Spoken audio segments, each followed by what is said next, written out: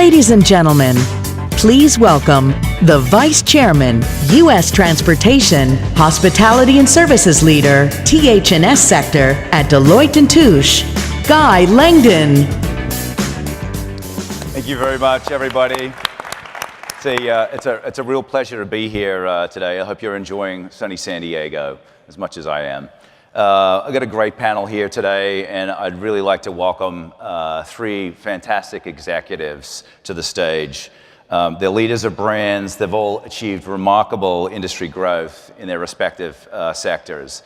So to my left, we have David Kong, the CEO of Best Western, a privately held company with 11 brands, a global network of 4,200 hotels in more than 100 countries worldwide, and it's under an owner franchise model.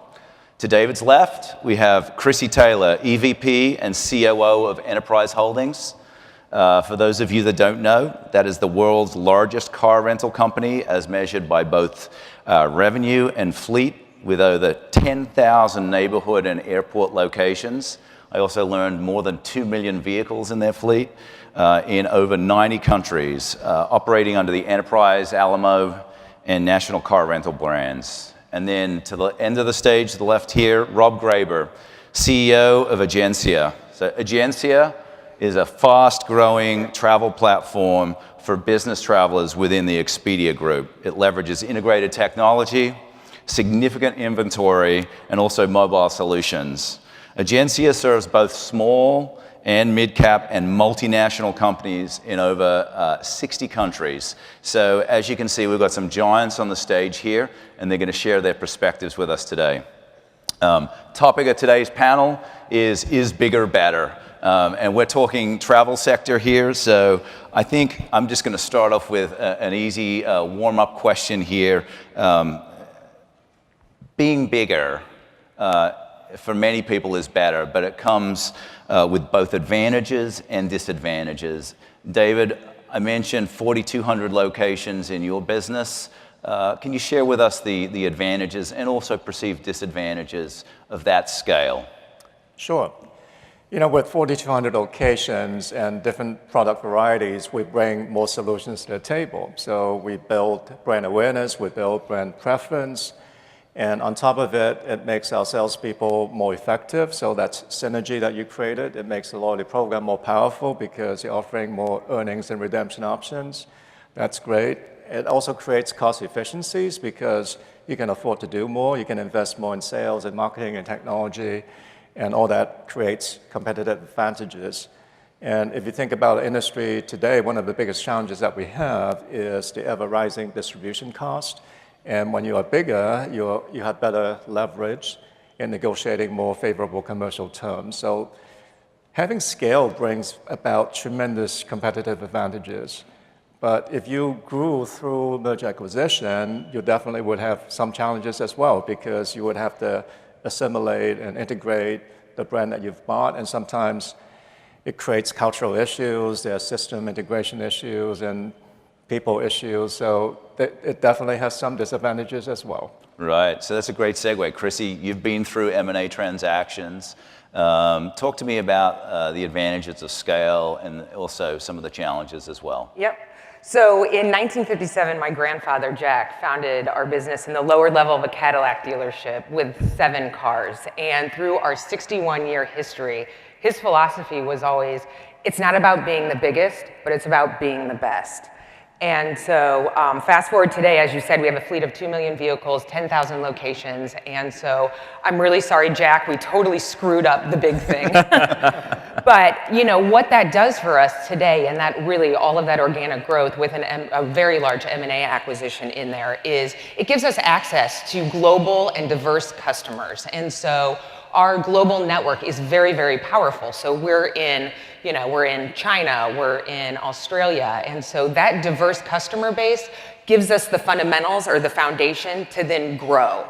But with that, there are opportunities that arise, and those opportunities are really our customers push us to innovate every single day, and we've got to do that, because if we're complacent, what's the point of being big and you'll never be the leader? And so an example of innovation would be we just launched our national car and driver program in China. And so that's just one way that we're innovating and moving forward with our customers. So. I like it. So you use the word opportunity instead of challenge. That's right. Positive. Very positive. So Rob, what about from the Agencia perspective? Yeah. You've got scale, but scale comes with challenge as well as opportunity. Yeah, I think when we think about is bigger better, the short answer is it always hasn't been that way. I think as companies historically have grown, it's been hard for them to stay ahead of the wave of complexity and cost that can come when you have to operate a larger and more global, more geographically diverse business. I think in the last generation, what we've seen is technology really make it possible to operate businesses that have greater scale, with better efficiency, with better nimbleness, and that's brought real advantages. When we think about is bigger better from from a perspective beyond the company itself, you have to think about consumers and partners. And I think that from the Expedia Group perspective, from the Agencia perspective, scale has brought us the ability on the demand side to create options for consumers that literally would have been impossible for them to find. The selection that you can find today, shopping for a hotel room, shopping for a car rental, shopping for an experience anywhere in the world it would have been literally impossible a generation ago. And similarly on the supply side, the benefits of scale mean that suppliers and partners can access pockets of demand that would have been impossible for them to access at any cost or anywhere near the efficiencies that they can today. So the short answer is, I think bigger is better. Some of the advantages we gain from that beyond the ability to operate a larger business, I think the first thing that comes to mind for me is the ability to learn at scale. Today, at Agencia, because of how we've architected our platforms, there are more than 1 million versions of our website running at any given moment. So right now, at what are we, 12, 16? And that gives us the ability to learn, and the Expedia Group companies are doing that as well. It's almost a central nervous system to understand what travelers want, and that really helps us. I think the single biggest challenge, on the other hand, is culture. How do we ensure that we keep a culture that is open, that is welcoming, that allows for failure as well as celebrates success? And it's something we work on every day. I like that, Rob, and I think we're going to come back to culture in a little bit. I heard a couple of key points in there. I heard choice, scale, and also challenge from our customers to do better. So, we've seen a lot of M&A transactions in the industry. Let's do a little contrast here, if you will. If we can walk through organic versus M&A transactions. Are there other transactions that are in the industry for each of you? And let's talk about perhaps is organic growth another alternative to accomplishing goals? David, I'm going to start with you again. All right, we've primarily been focused on organic growth. And if you look at, for example, our short stay brand, it's the first foray for Best Western into the economy segment. And it's only been less than 2 years. And globally, we already have over 100 hotels open, and by the end of this year, we have 100 open in just North America. So it's ramped up really, really fast. And so we can grow and attain scale through organic growth if you have the right brands and that are growth engines. M&A is definitely an option to grow, but it has to be a good fit. Right. A good fit from the customer's perspective as well as a good fit from the organization's perspective. It has to fill a niche that the parent company does not have. Otherwise, what's the point? The scale alone doesn't really get you the benefit. It has to fill a particular niche that the parent company doesn't have. So in that regard, if you look around in our industry today, there are less and less brands that are suitable M&A targets. Right. So Chrissy, how do you look at organic versus M&A growth for your business? Yeah, I think organic growth has always been in our DNA. Right. Just looking at the last 7 years, the rental car industry has grown $8 billion in revenue. So Wow. it's very healthy, and we have captured a lion's share of that. And it's been really organic growth because of our 10,000 branches, our 100,000 people who really own the business, and they get paid on the bottom line and promoted on their customer service. And so if we're not growing organically, we are definitely doing something wrong. So that feeds our culture, as you said before. To M&A, When we look at M&A, it's sort of like anything else. What's your goal? What are you trying to get to? And in 2007, when we acquired National and Alamo, we had a presence with the Enterprise brand on airport, but we needed to speed that up. And so that acquisition really helped develop our footprint at the airport.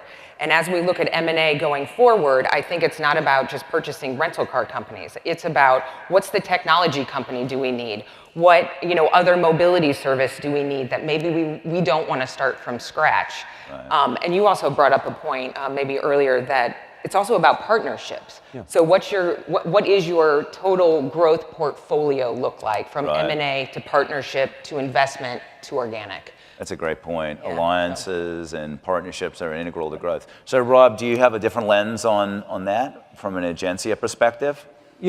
I think, so first of all, we've certainly used acquisitions historically to grow in geographies. When we think about it, we are, like David and Chrissy said, primarily focused on organic growth. We've come off a very successful series of quarters from a sales perspective, and historically that's been the main driver of our growth. We are lucky to have a board and a set of shareholders that really want to invest and want to see us drive further growth for the company. But I think, to paraphrase, Jeff Bezos at Amazon, we have kind of a deep level of strategic patience, but tactical urgency. And so I think when we think about M&A, we're not in a rush to make any of the decisions, but we have a lot of support if we see things that we believe make sense. Okay, great. So I heard a couple of great themes in there. M&A opportunities still exist, but there's also a sharp focus on being opportunistic, building alliances, and then organic growth is key. All right, so I promised you all I would mix it up a little bit. So Rob, you spoke a little bit earlier. We've been warned. You spoke a little bit earlier about culture.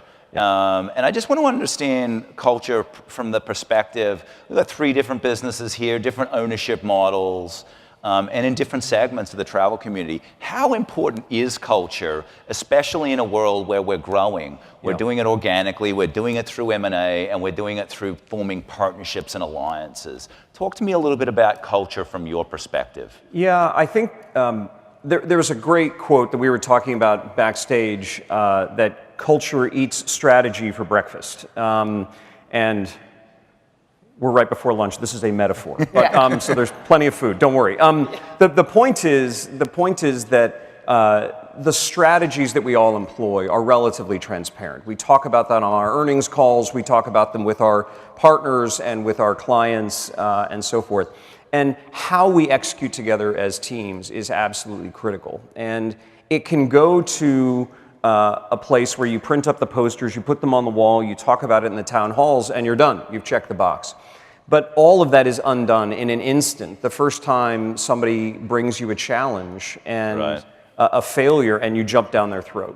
So we really believe culture is not something that you say, it's something that you do every day. It's the set of expectations that people can have and can rely on about how we will work together to solve problems. Right. So Chrissy, 10,000 locations. How do you maintain culture across that type of distribution? Yeah, absolutely. I mean, it's a competitive advantage for us that we are privately held. The family is still involved in the business, and it just starts from the top down, and that gives all of our employees confidence that we can think for the long term. We're supportive, we will invest where we need to invest, and that we're really watching out for their future. It's a career. So in each one of our locations and throughout our network, including our other business lines, every single branch manager is paid on the bottom line of their operation, and so they own it, but they're actually promoted on their customer service score.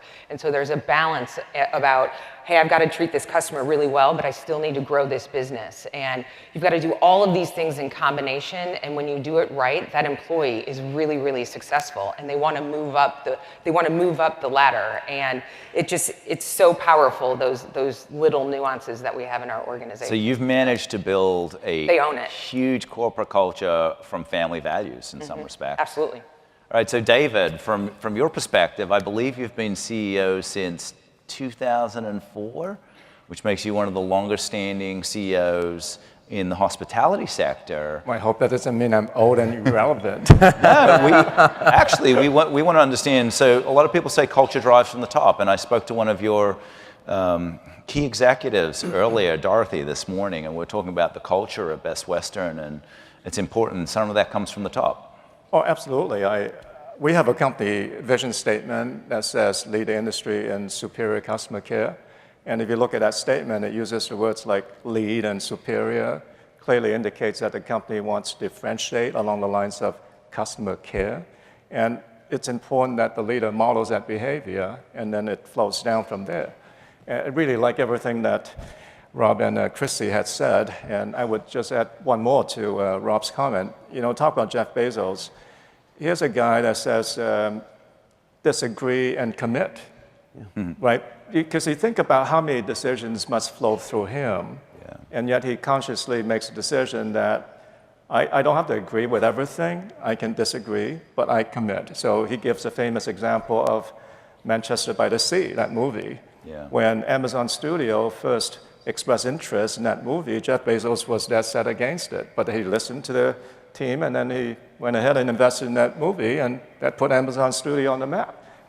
That's a hugely popular movie. So I think as leaders, if you want to say this is important, you have to model that behavior. Right. And customer care in our company is the most important thing. So I have to model that behavior as well. Okay, well, kudos to you for doing that. That's great. I did say I was going to mix it up a little bit. So we've heard some talk about technology at the conference thus far. I just want to double click on that. I mean, I would be surprised to find a travel brand out there that isn't exploring how technology can give them a competitive edge. When we had our prep calls, I heard some great input from all three of you. But one of the biggest challenges that I often hear is, implementing new customer-facing technology that actually generates ROI, return on investment. So, Chrissy, can you start the ball rolling just from the enterprise perspective? When you look at new technologies, how are you thinking about them driving ROI and using the term, is it a leap of faith versus suffering innovation paralysis? Right, yeah. You know what, when I think about technology and everything is moving so quickly in the world of, autonomous vehicles and all of those things, it's really exciting, but we have to be leaders and move forward. And so what you said about customer care, whenever we do anything, whether it's technology or a new business model, we have to measure the customer service. And that's how we're gonna gauge whether or not it's working. And every single one of our branches gets a score. So from a technology standpoint, my father's chairman, I would never walk in his office and say, hey, take a leap of faith. I need $10 million for this technology. He'd be like, get out. What are you doing? So, but what happens is when our customers are telling us what they want and we say, hey, our customers need this, or this is what we're hearing, here's the feedback, it becomes a very, it's not simple, but it becomes very clear. And so a few examples for us is, the national app and website. We just refreshed it to give the customer more control. It's perfect. It's a change, but it works, and that's what the customer is asking for. Right.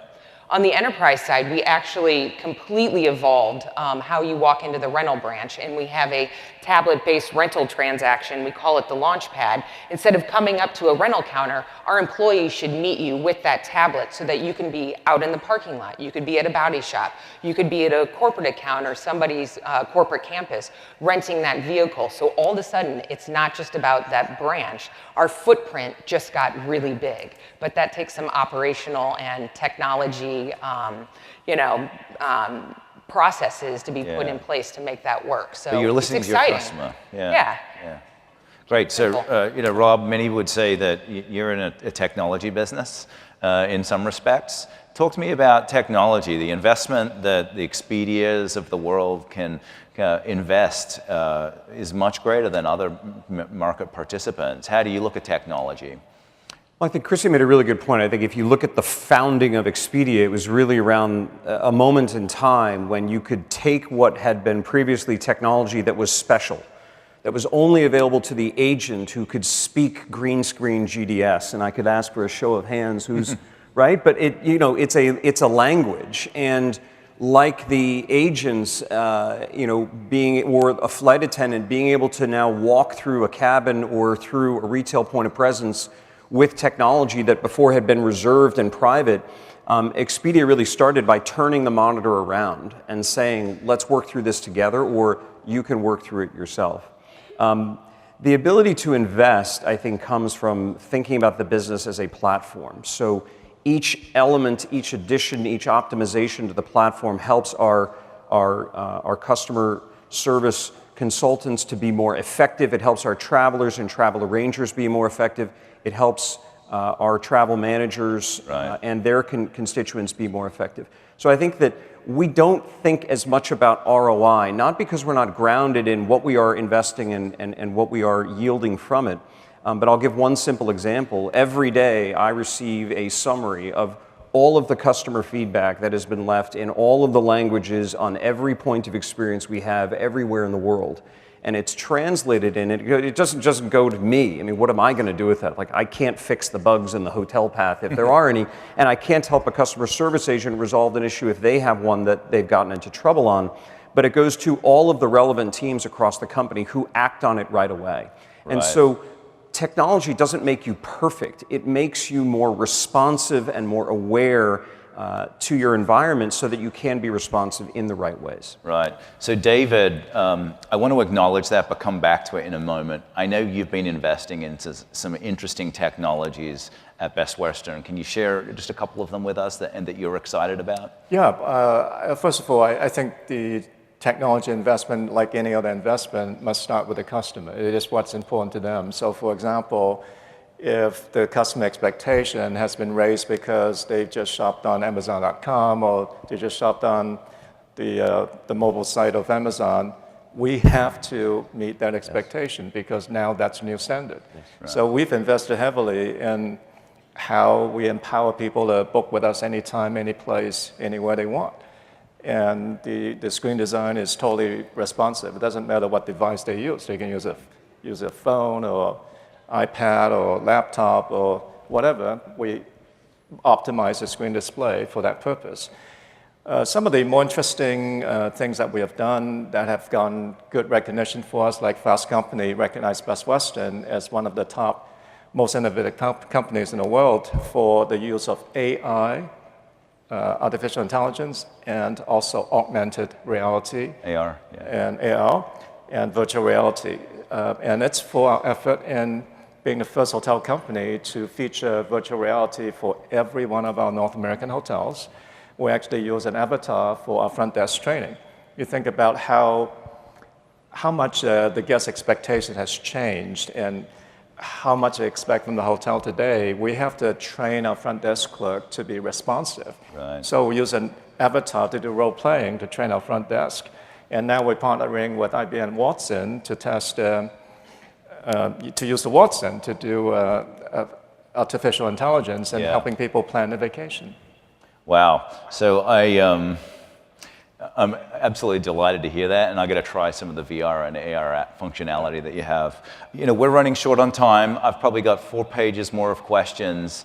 I'm going to shoot a rapid fire question here, 1, 2 words. How is the business traveler changing today? Rob? I think it's changing in the expectation on integration and the ability to understand data. Okay. Chrissy? They want more control. They want more control? David? What used to be amazing is now ordinary or obsolete. That expectation keeps rising, so we have to respond to that. Okay. I'll take his answer. That was better. Yeah. Hey, what he said about the AI stuff, too. So, you know, we covered a lot in 22 minutes, 23 minutes. I'd just like to say a big thank you to our panelists. Rob, Chrissy, David, thanks for your insights today. Thank you. Great job. Thank you guys very much. Thank you very much. You were great. That was awesome. Thank you.